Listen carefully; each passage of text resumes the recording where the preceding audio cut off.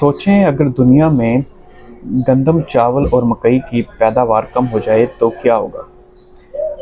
हैरानकुन बात यह है कि दुनिया में 20,000 से ज़ायद ऐसी फसलें मौजूद हैं जिनसे इंसान अपनी खुराक की ज़रूरियात पूरी कर सकता है, लेकिन इसके बावजूद हम अपनी 90% तक कैलोरीज़ जो हैं वो पूरी करने के लिए इन चंद फसलों पर इंसार करते हैं। उनमें से भी 60% तक जो 3 मेजर फसलें हैं जिनमें गंदम, चावल और मकई है, इंसान इन पे इंसार कर रहे हैं।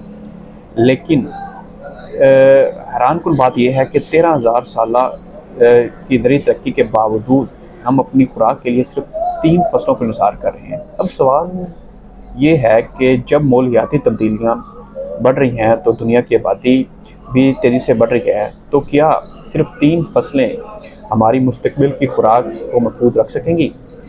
लेकिन मेरे ख़्याल में और आपके पॉइंट ऑफ व्यू के मुताबिक शायद अब वक्त आ गया है कि हमें अपनी जो मुतबादिल ग़ज़ाई फसलें हैं उन पर संजीदगी से काम करना चाहिए, ताकि हम अपनी जो मुस्तकबिल की ज़रूरी ग़ज़ाई अनासर हैं उनको हासिल कर सकें और अपनी खुराक पूरी कर सकें। आपके ख़्याल मुताबिक आने वाली सालों में कौन सी ऐसी फसलें हैं जो इंसान की ग़ज़ाई ज़रूरियात को पूरा कर सकती हैं? उनके बारे में हमें कमेंट बॉक्स करें।